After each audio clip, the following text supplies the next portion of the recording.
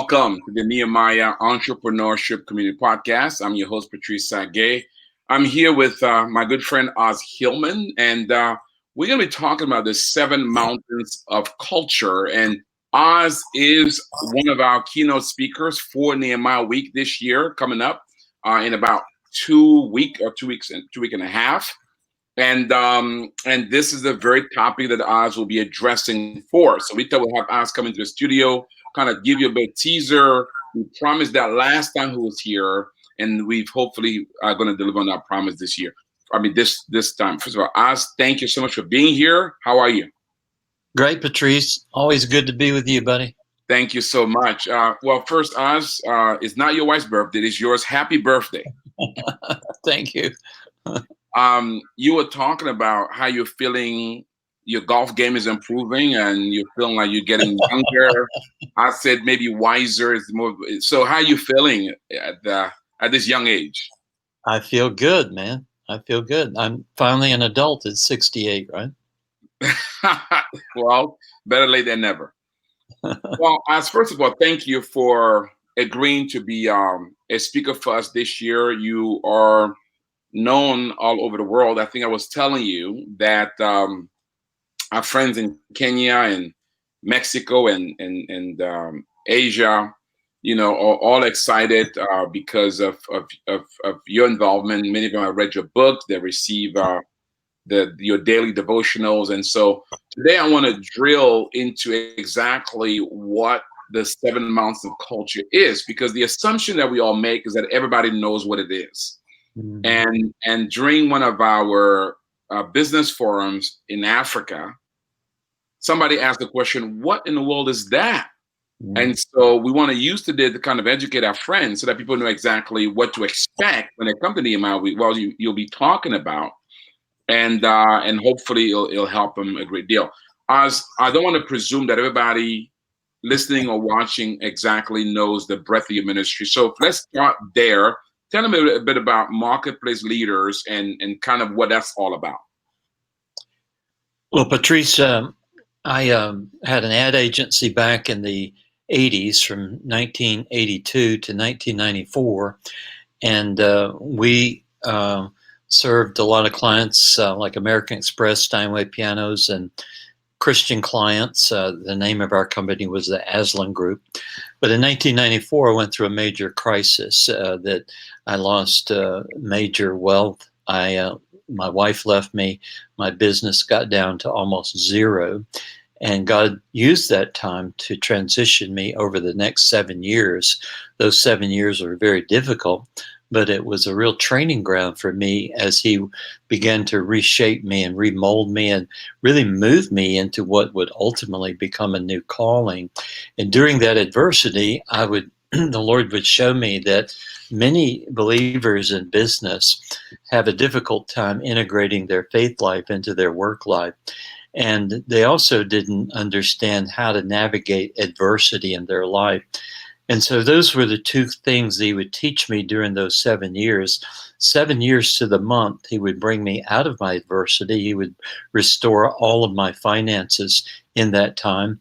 And little did I know He would birth an international marketplace ministry in which we would end up teaching leaders this concept of what it means to manifest God's presence in the area of your work-life call.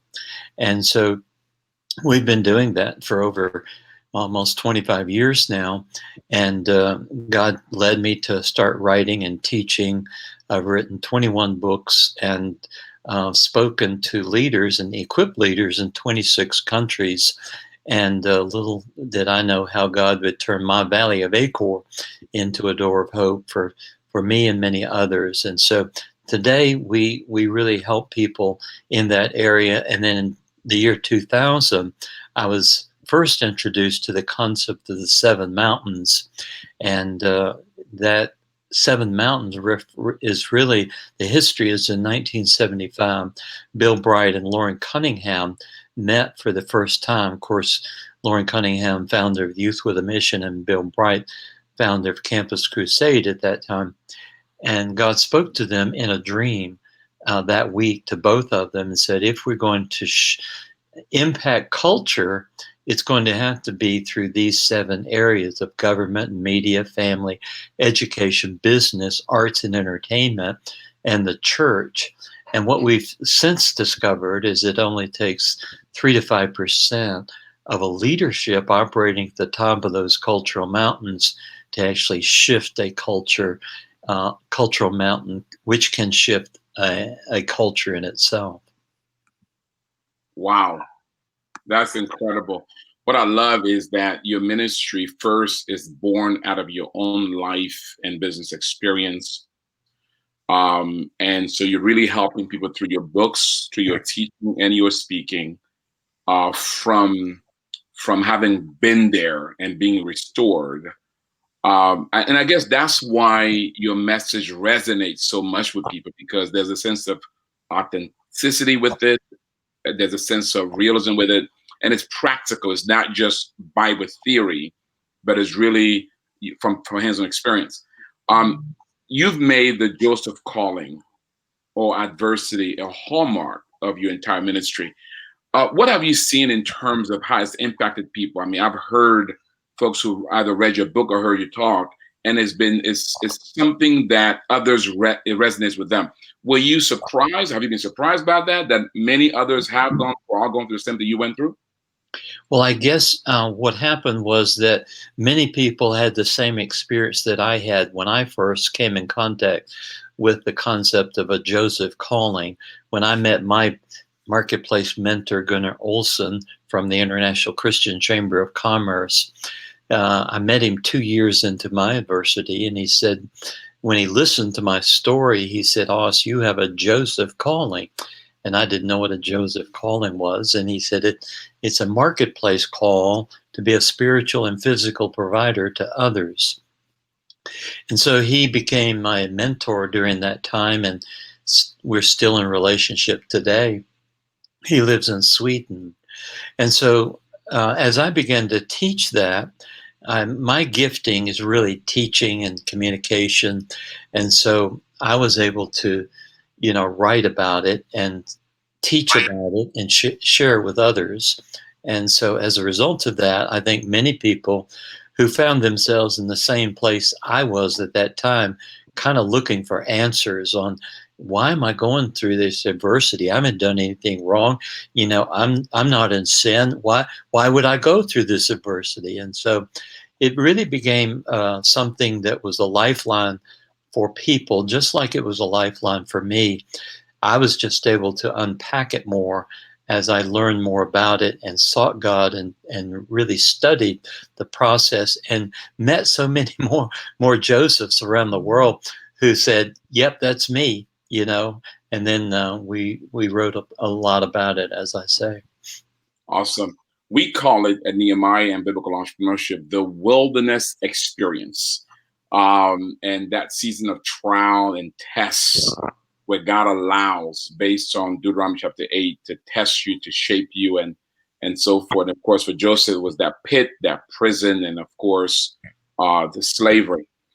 So let's talk about the 7 mountains of culture. Now, are you surprised, by the way, that still it's not something that everybody know about, that is still something that many folks still are unclear what it is?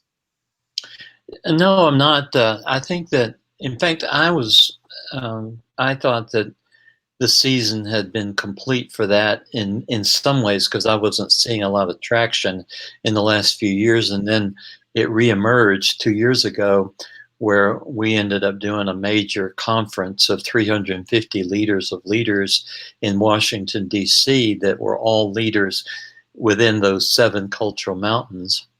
And so, some of the history for me was really looking at the life of William Wilberforce, who, he had about 18 other individuals that he walked with. He was a wealthy, born into wealth in England, and he came to Christ when he was 28 years old. And he thought that, well, if he was this passionate about God, maybe he was supposed to be a pastor. And John Newton, who was a converted slave owner, became his mentor.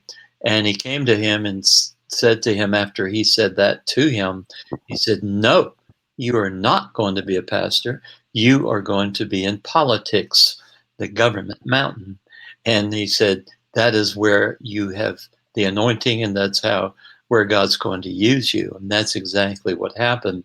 So what he did was he hung out with about 18 individuals that came to be known as the Clapham Group.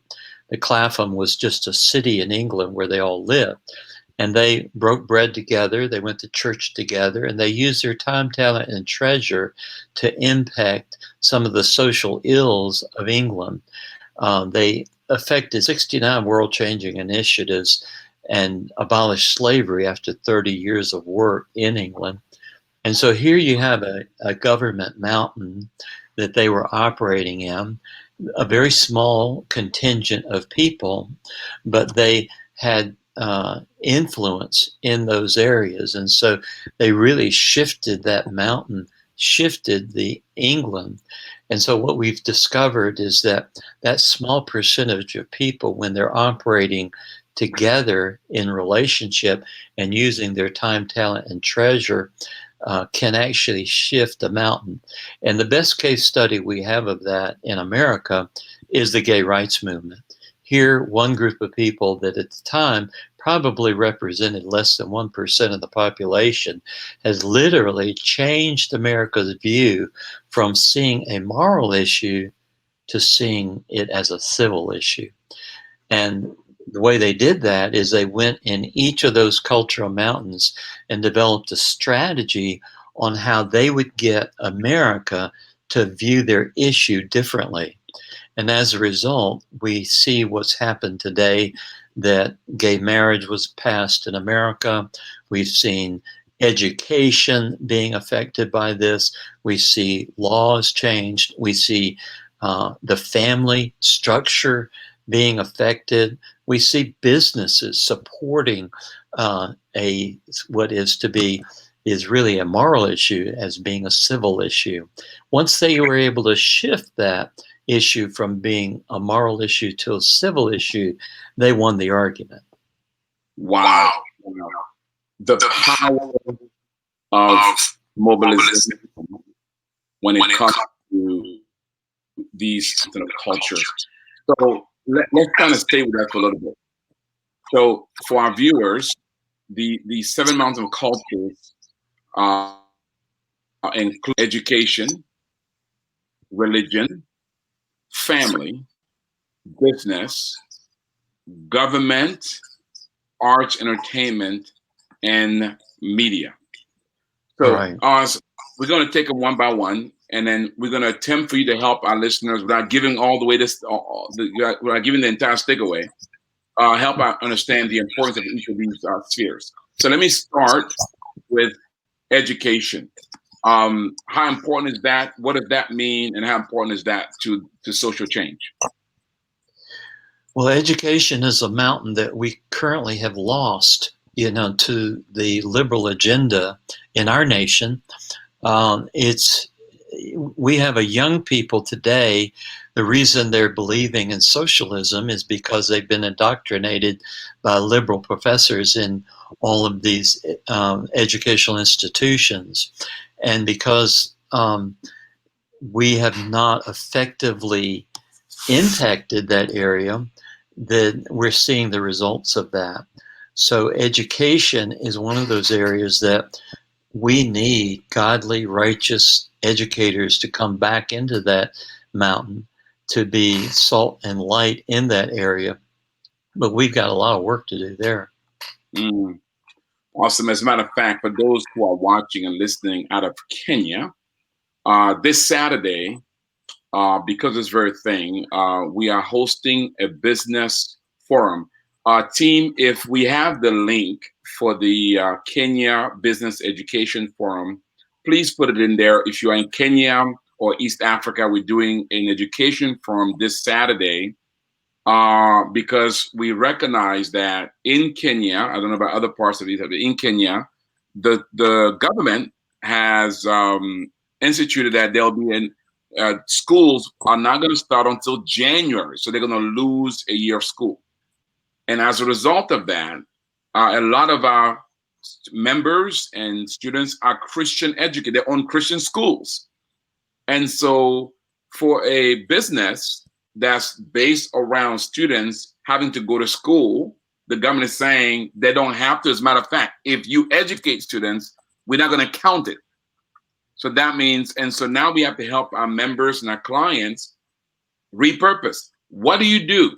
Many are going to shut down because of that very fact. And so think about the number of Christian schools that, not just in Kenya, but around the world, that will be hurt or harmed because of these government imposed policies around the world around education, which will hurt the game here. So the importance, I mean, I never, and maybe I did intellectually, but never in my heart, I never made the connection between the worldview, the global worldview, or the United States worldview, to what's been taught in the schools, and how the wave of socialism, how it's directly tied to what's being taught in the school system. So in a sense, what you're saying, Oz, is how we teach our children, what we teach our children determines and drives how they behave, their political, it determines really their worldview in the world. Is that what you're saying? Absolutely. You know, there's a lot of research that shows once a child goes on to college, so much of their worldview begins to be affected because of the liberal, colleges today, secular colleges today, are simply rampant with a worldview that's contrary to a Christian worldview. And they are remaking society, and they're creating this anti-culture, cancel culture mentality. And so it's very destructive on what's happening at the college level. Wow. Again, we're talking to Oz Hillman about the 7 mountains of culture. And he's going to be our keynote speaker for Nehemiah Week. If you've not yet registered for Nehemiah Week, we want you to go to nehemiahweek.com, nehemiahweek.com. There you can register and join us a week of transformational learning, connecting, and community with Oz and many other speakers from around the world. The week is August the 10th through the 15th. So education. By the way, Oz, Frank, our Kenya director, is behind me. So Patrice, you've got to arrange for Oz to be a guest to my, he does these mountain altars, or he calls them prayer altars. And so I'll make the introduction so that way you can see your availability, see if you can, he can interview you on one of his prayer altar discussions about the 7 mountains. So Frank, I just did it, man. You owe me one. So, I'll also be there for you. The next one is religion. So Oz, now as a Christian, I'm thinking, well, why is religion a distinct mountain? So what is this, and why is it important? Well, there's 2 factors to that. Let's call it first church, in terms of the local church and the church at large. One of the real weaknesses we have in the church is that, the local church has the greatest number of people in the 7 mountains that congregate weekly. So a pastor has the incredible opportunity to equip his leaders for cultural change. Sadly, that is not happening. Sadly, many churches and pastors focus their attention on building more programs inside their 4 walls of their church and getting those members to be volunteers for this or that, rather than equipping them for ministry in their own call. And that's the greatest weakness I see in the local church today, that we're missing out on a great opportunity. On the religion side, you see that religion also is a mountain that's affecting things, such as, radical Muslim faith, and other faiths that are not based on Christianity, those have an effect on society. And so we have to recognize a religious spirit and its role in causing havoc in a society. And so those are the core things. So, I have a desire and passion for pastors to better understand how to equip their leaders. They have tremendous opportunity to impact the culture just by equipping their leaders. But sadly, many of them are not doing that. We did an online series called Equipping the Church in the Workplace. You can find it at equippingthechurchintheworkplace.com. And if you're a pastor watching this, I encourage you to check that out. It's a great teaching series to help you better equip men and women in the marketplace. Wow, I love it. As you were sharing about religion, the thought that came to mind is, Christianity can also be very religious. So you dealt with the pastor in the church being very inward driven, but could you address a bit about being more religious versus truly being a community of believers? Well, the difference between true Christianity and religion is that you and I believe that our relationship with God is a two-way relationship built upon a relationship in which God answers prayer and we walk with Him as our Lord and Savior. But religion says, I must do something to earn God's approval. So religion turns it into a works thing, and you don't experience the personal relationship with God. You primarily are doing things in order to earn your salvation, which we know is not possible in the scriptures. It's all by faith and by Jesus paying the price for us already. And so anytime we start getting into works and performance, that's when we know we've moved into religion and operating from a religious spirit. Awesome. Zamina says, wow. Zamina, thanks for having you. And again, if you're watching or listening, you want to participate, you can ask questions of Oz about this idea of the 7 mountains of culture.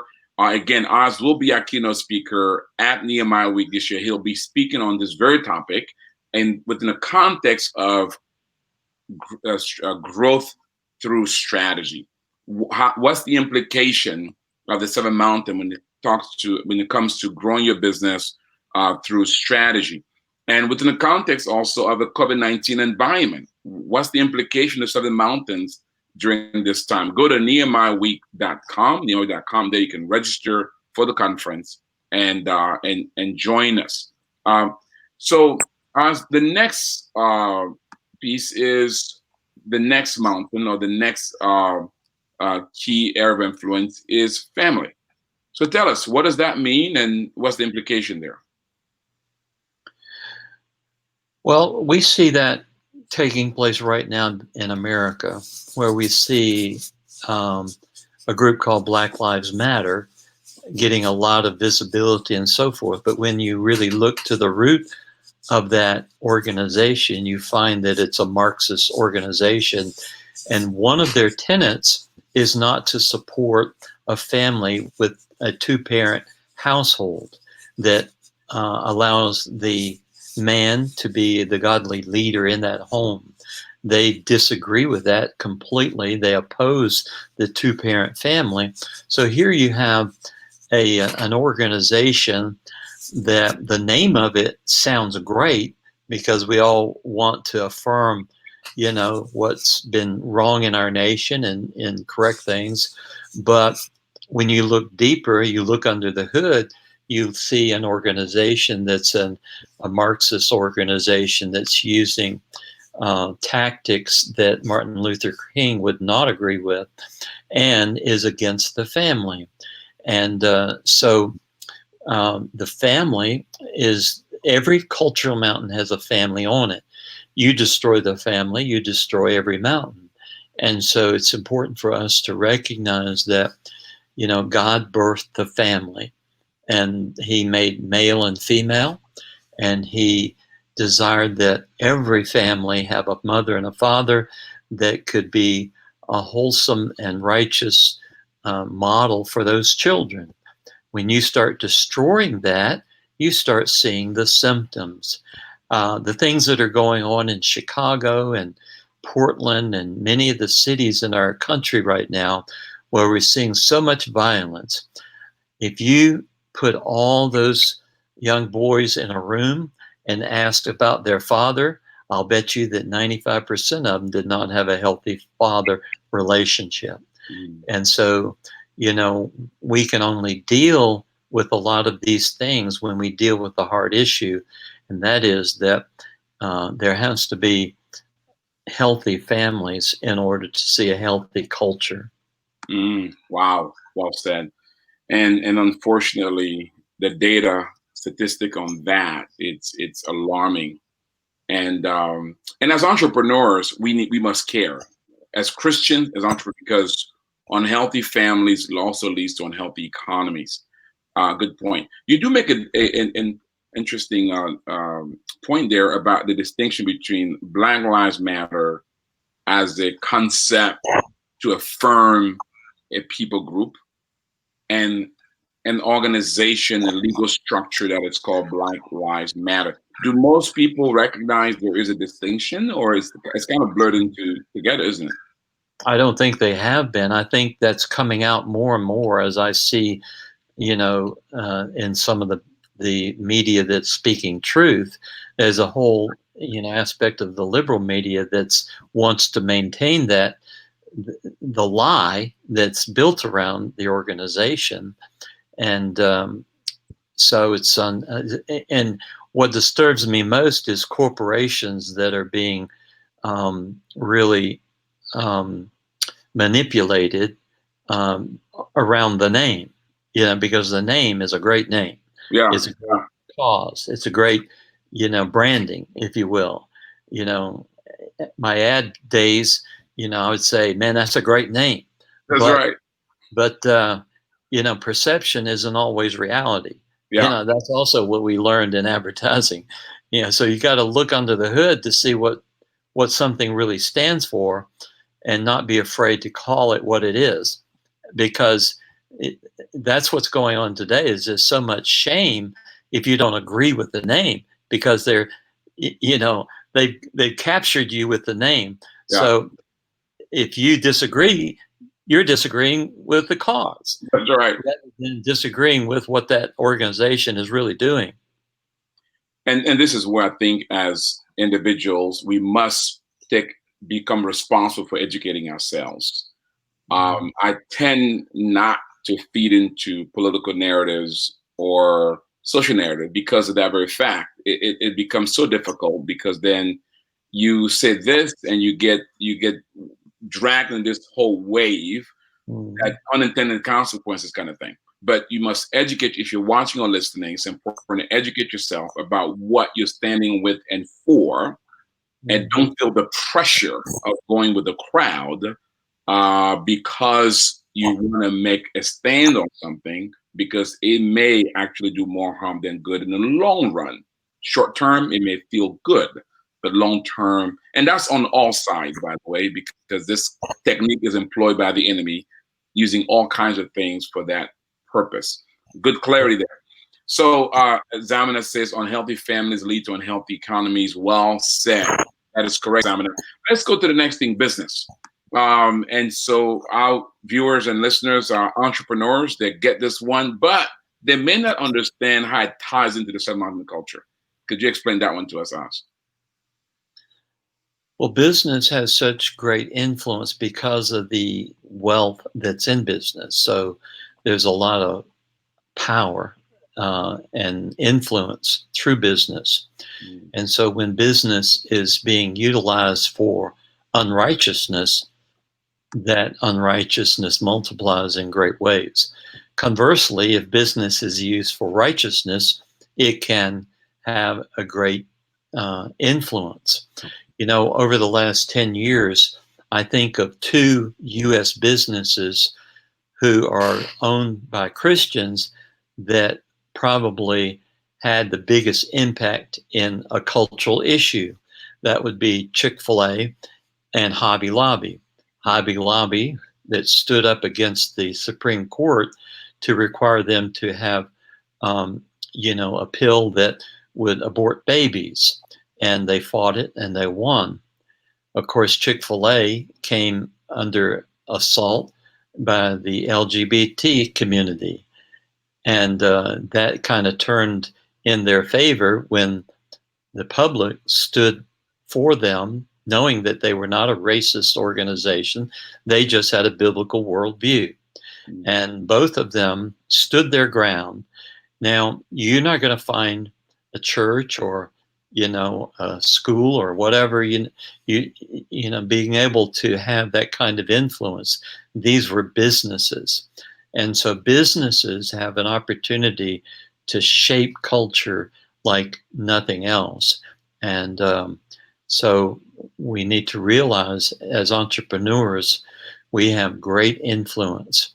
And as you go into countries, you have great influence when you're in business. More undeveloped countries, if you come there from America and you have a business to bring to that place, you're going to be able to come in there because of the business, not because of your faith. In fact, your faith can, piggyback into that in a way that you couldn't if you were just coming in there as a believer. Wow. So those who are watching and listening to this, entrepreneurs, particularly the biblical entrepreneurs, the members of the e-community, that puts a huge responsibility on you, recognizing that you are a potential Chick-fil-A, you're a potential Hobby Lobby, and all of those businesses that have had great influence. Now, the reverse also is true, Oz. I mean, you can give us one or two examples of businesses that have done very well, but unfortunately may have not been helpful to culture or society from a Christian worldview. Could you give us one or two examples? I hate to call out businesses, but I'm not sure if, I know there's a liability issue, but is there an example you can give us in a way that doesn't create some liability issues? Well, several years ago, we had something that happened in America in which a publicly traded company called Enron was in the news. And they had a whistleblower inside the company that revealed that they were cooking the books. And what's interesting about that is the CEO of that company was a guy named Ken Lay. Yeah. Who was a Christian, as a matter of fact, by his own profession. He was a professing Christian, and there was a quote by him that really expressed his faith. And I knew somebody who knew him personally and said, it's unfortunate that Ken got caught up in that. He was not watching the shop the way he should have. And as a result, he was taken down with it. And and he had a heart attack before he was about to go into prison. So here's an example where a believer who was not taking the Bible talks about beware of the condition of your flocks. Mm-hmm. And so he had too much hands off of a major business, and he wasn't paying attention to what was going on in the hen's nest, if you will. And as a result, he got taken down, and his whole company got taken down.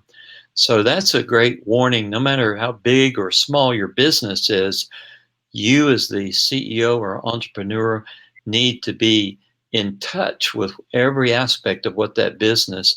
You can't delegate the entire business to someone. You've got to stay in touch with your business and make sure it's staying on track to what God called you to do with that business. Wow. And by the way, in the Enron situation, that led to a major negative impact in one of our industries, in the energy industry, which led to a huge economic impact of the entire nation and even the globe. So here's one company that was so big that its failure created all kinds of ripple effects. Families, people lost millions of dollars. Matter of fact, I have a book coming out called Essentials to Big Entrepreneurship, where I use Enron as an example of one of those businesses that unfortunately was not reflective of what it ought to be, and it led to a huge catastrophe. So business has, if you look at not all, but a lot of major economic failures, many times it is an industry or a business that did not do what they ought to do, were not moral integral, which led to a failure in culture. A good example there. So biblical entrepreneurs, again, it is your responsibility as a biblical entrepreneur, as a kingdom business, to truly reflect the heart of God in the marketplace. And it does come with a price. Let's talk about the price of that. You use Chick-fil-A, Oz, and you also use Hobby Lobby. It's not come without a cost. Obviously, in the end, those two businesses have done very well. However, if you look at their journey, I've read about them, and it's very clear that at different points of the way, I remember talking to, a matter of fact, it was your conference, where I talked with the one of the executives, one of the families of Hobby Lobby, and he talked about the various milestones that they had to make decisions that they knew that if it was not favorably, it literally would have meant a catastrophe for them as a family and as a business. So let's talk about that. So that's real. So what are the price that these entrepreneurs need to be prepared for when it comes to making those kind of stands and standing for the things that are right in the marketplace? Well, I think today, like never before, we've got such a toxic environment where people are supercharged with emotions about their causes. And the left is so aggressive in their posture. And we've seen an aggressive media that's no longer communicating truth, but only an agenda. And so we've got a totally different world than we have in the past. And so what we as believers need to be prepared for is that you take a stand on an issue, you're going to be attacked. I was talking to my wife, we were talking about the fact that Revelation 13 is right around the corner. That's the chapter where you must take the mark of the beast. Now just picture for a minute that we have another outbreak, and that outbreak, the government, all of it, the liberals get in charge of the government, and they say, well, you must take this drug for that disease. If you don't, you can't come into a public building. If you don't, you can't buy or sell. If you don't, you can't do this or that. And we have the technology today to put an implant in people's bodies today. And just imagine that it's going to be positioned that, oh, this is for your benefit because it's going to keep you healthy, and it'll keep those who aren't healthy away. I mean, there are a lot of scenarios that plays out. And so we need to realize that, as culture begins to go more and more against Christ, against the foundations of what we all believe, we become more and more the minority unless there is an awakening in the nation. That's what we're all praying for, because that's the only solution to what we're seeing happen. There's got to be a change of heart. You never can convince people based on logic. It's going to have to be a move of God in our nation. And thankfully, God is raising up a lot of different groups, a lot of different armies in God's army that is seeking to be the remnant to make a difference in our country and in our world. Oh, wow. That's good stuff. Good stuff. It's fun and exciting time to be alive. With that, let's go to the next mountain, which is even as critical as the former. Again, I'm talking to Oz Hillman. He'll be our keynote speaker at Nehemiah Week, and he'll be talking about the 7 mountains of culture and its implication in this era of COVID-19. and in relation to the growth through strategy. And today we talk about what exactly is the Seven Mountains, so you can understand what it is and its implication. If you want to register for the conference, go to nehemiahweek.com, nehemiahweek.com. So let's talk about the mountain of government. What is that? What's the implication? Well, the implications of government is that the government is where laws are developed and enforced. And what's interesting is you look at government today where the more socialist agenda and the liberal agenda says certain laws don't need to be enforced, such as immigration. We don't need to protect our borders. And you have sanctuary cities. You have lawlessness in cities where today you have mayors who are just refusing to provide protection and law and order in their cities because they have an agenda. So here you have government, which God birthed government, and it was designed to have a government that reflected righteousness. And so it's also a place where laws are developed. So as we move further and further away from God, we have people in legislation who have the ability to make laws that can be very destructive to the nation and the people in that nation. And, we've often heard the statement, don't ever waste a good crisis. That first was coined by the guy that was the mayor of Chicago, that was Rahm Emanuel with Obama. And that's what they did. They tried to use a crisis in order to have increased control over the people and to have more fear within the people so that the people could be controlled. And that's how socialism develops.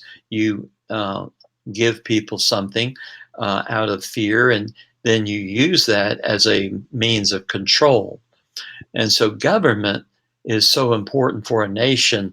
And, if the U.S. government were to fall, you would see that impact all the nations of the world. And that's why we need godly leaders in government.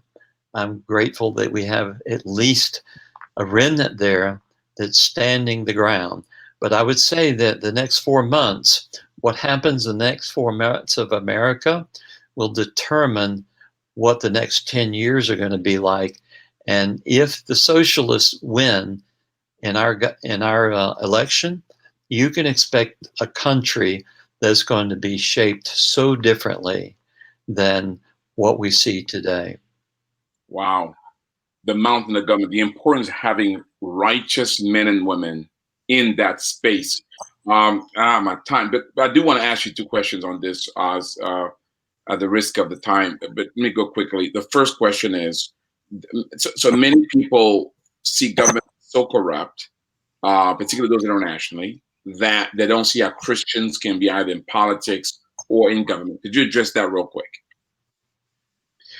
Well, you'd have to maybe have an interview with Daniel and say, Daniel and Nehemiah, what do you think about that question? and I can't imagine it's any different for them than what was happening in their day, that the corruption was just as great. But God used both those leaders in a very significant way when they stood their ground and they stayed vertical with God in their decisions rather than pandering. Sure, they could be thrown in the lion's den for their decision, but that's all part of standing for the culture. Ooh, I love it. I love it. Great examples. As a matter of fact, I would even argue that their government was worse than any other government today, because you're dealing with a time period that was just egregious. But the next question, let me bring it home a little bit, real quick. There's a sense that many, particularly the liberals will say, liberal Christians, if I can use that term, will say, Well, the problem is that many Christian conservatives feel the only way to be a Christian in politics is that you have to be a Republican. Can you address that for a little bit? I know I'm coming home here. Well, I think there's many strong believers in both parties, but I think ultimately every person has to reset. They have to get away from their tradition. They have to get away from what they've always done and look at every issue from which party is standing for what, and make your decision on what you're going to align yourself with based on what's closer to the biblical worldview that we all should be believing in. And I find that that's really hard for certain people that have been raised in one tradition because historically this is what it stood for. And that's really a trap, I think, because we have to narrow things down to the issues and try to put aside the history of things, even the history of where one party or another did something bad or was never for something. Maybe it's different today if you look at it with fresh eyes. So I think that's the challenge for all of us, to look at things purely based on the issues, what party is being representative of the Christian values, and unfortunately it becomes a lesser than, which one's less is less evil in terms of some of the decisions that have to be made. And we live in such a toxic environment today that you've got to look. When you look at Trump, you see all the personality flaws in him, and you look at the other side and you see the flaws in that. But ultimately, you say, what's at the end of the day, if this person wins, how is it going to affect the kingdom of God if that party wins? Is it going to be better or is it going to be worse? Purely on the agenda or the policies that they have stated in what they believe in. Awesome. The next one, we're almost there, guys. And we're talking to Oz Hillman. He'll be our keynote speaker at Nehemiah this year, August 15th through the August 10th through the 15th. Arts and entertainment. What does that mean? That mountain, what does that mean? And what's the implication? So much of the social values of people is seen in the movies and entertainment that take place. And that's probably the number one mountain where the gay rights movement got the greatest influence. You see, one of the things they realized is that they were not winning the hearts of people by having these kinky parties or parades where they would flaunt their gayness. That didn't win people. And so what they decided to do was go into Hollywood, and they would write scripts that would have gay people in those scripts that would be perceived as just normal part of society. They wouldn't show all the immorality associated with it. They would just relate them as gay people. And then they would do that in sitcoms. And then, so in 1990s, the first woman kissed another woman on national television. So all of these things were designed to desensitize the public to that issue from being a moral issue. And the more they tried to piggyback on the civil rights movement as a civil issue, that's when they began to win their cause. And so, but it's always been a moral issue. In fact, their book called After the Ball that came out in 1987, there's a quote in the book that says, "We know for all intents purposes that no one is born gay. It's a product of sociological factors, but we will never admit that."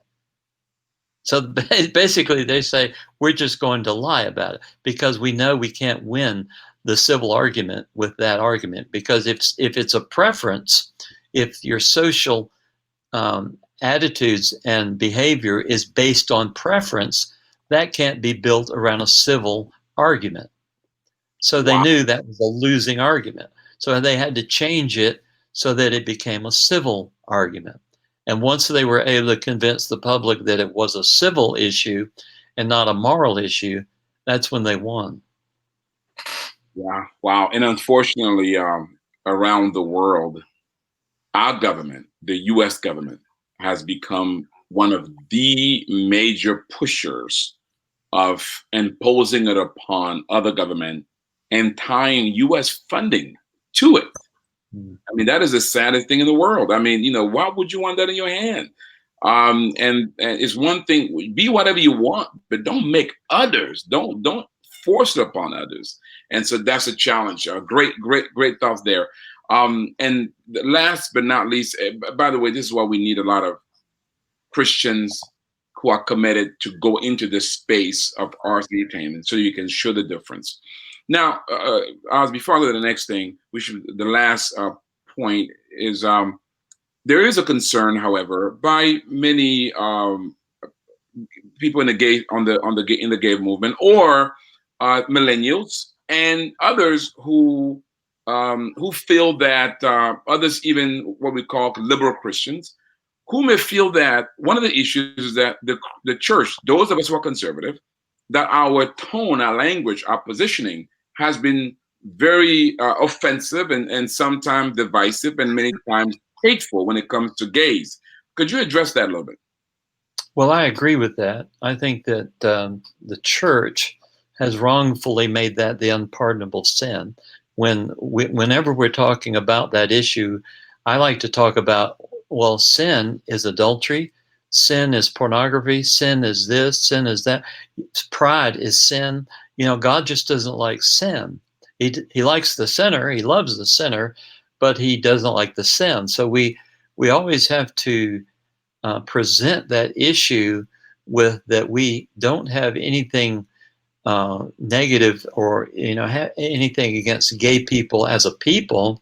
It's just when that people begins to dictate, the 2% dictate to the 98%, that we must believe what you believe, and we must change our laws based on what you believe. That's where we get into the problem.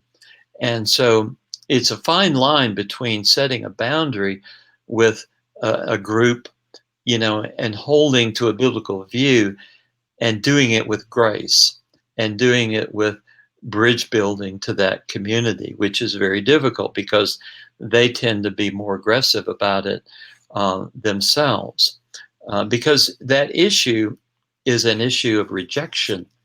And so the spirit of rejection comes through those people in a way that becomes very radicalized often. And so many immature believers don't know how to deal with that. And so they become reactive as well.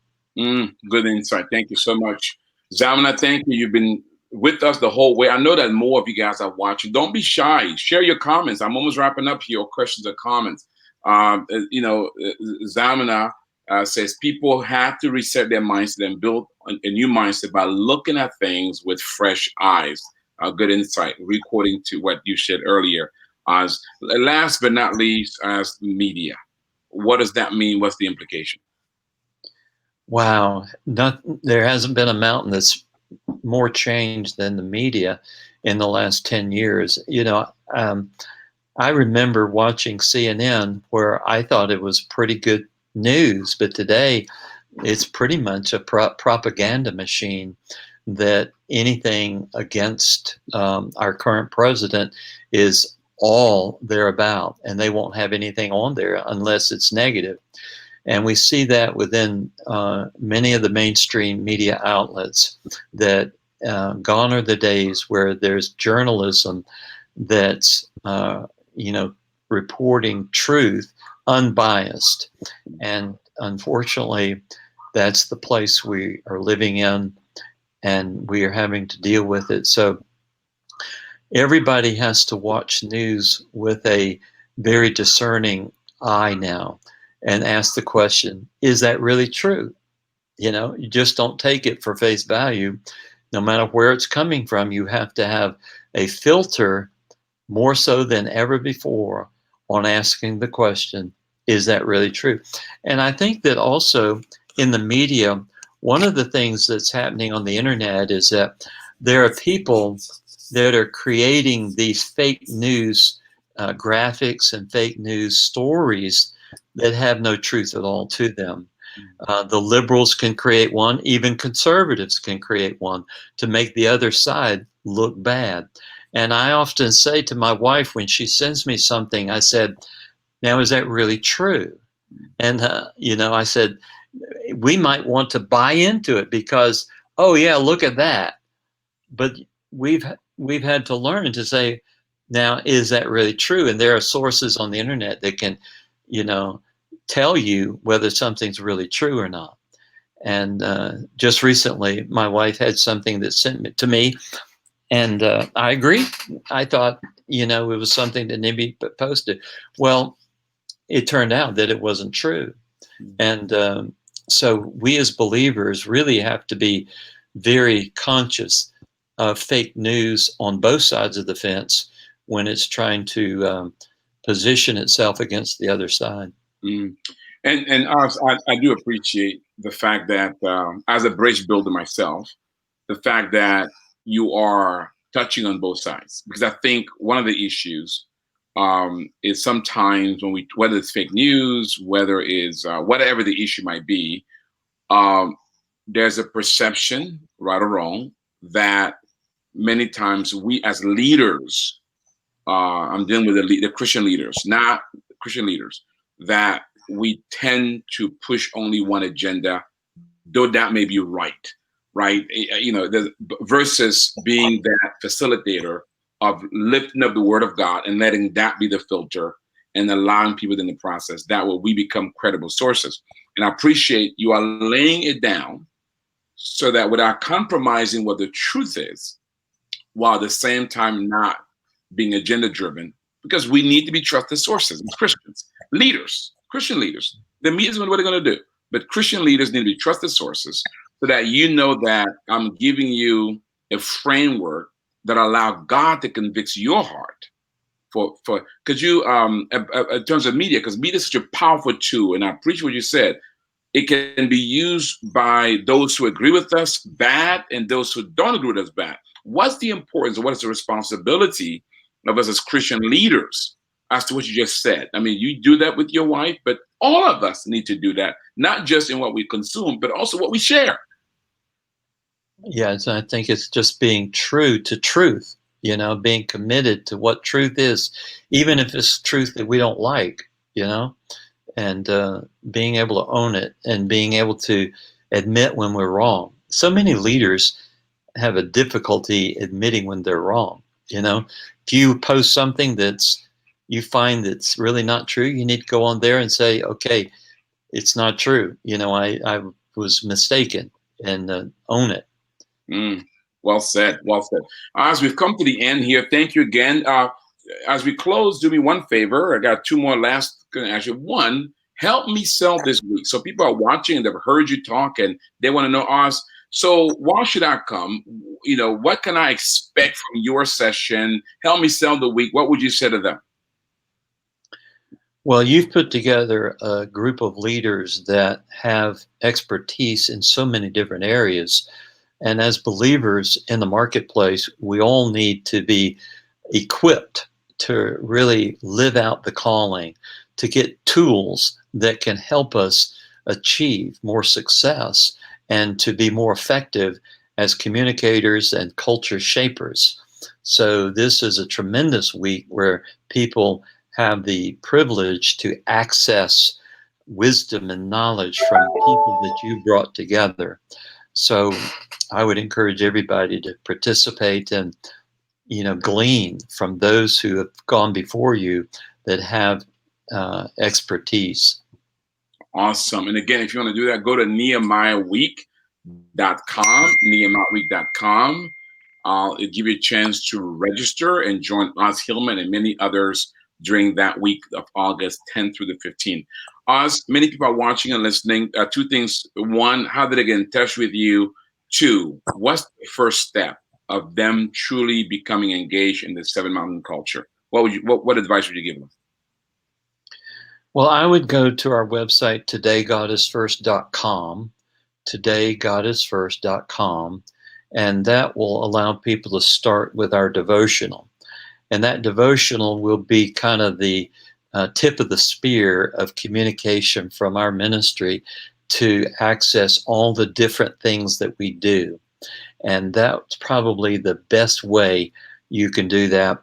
And then I would also like to offer a free resource to your people in addition to the devotional that will help them apply biblical faith to their work. And it's a booklet that I did called Are You a Biblical Worker? And it's a 50 true-false self-assessment tool that's a digital tool. And just go to freebiblicalworker.com. That's freebiblicalworker.com. And that'll be a tool that you can use in your quiet time as well as even in a small group with your associates to really unpack what the Bible says about key issues in your work-life call. Wow. Take advantage of that, guys, and begin your journey today of being an influencer and a change agent, as Oz will put it. Oz, we look forward to having you, man. Thank you so much. You've been a gift and a blessing, and thank you for what you've done and the legacy that you've been able to lay out for us in the marketplace. Thank you, Patrice. Well, don't you guys leave yet, because I want to pray for you. And then there's a video I want you to watch about the conference. But if you love what you've heard, go to NehemiahEcommunity.com. There you can learn how we can come alongside you, provide you with training, with coaching, with access to capital, and allow you to join this community where we can transform the world together and be a part of what Oz just talked about, of the 7 mountains of influence, particularly in this area of business. That is the mountain that we call to operate in. With that said, let me pray for you. May the Lord bless you. May the Lord enable you to steward those talents He's placed under your care.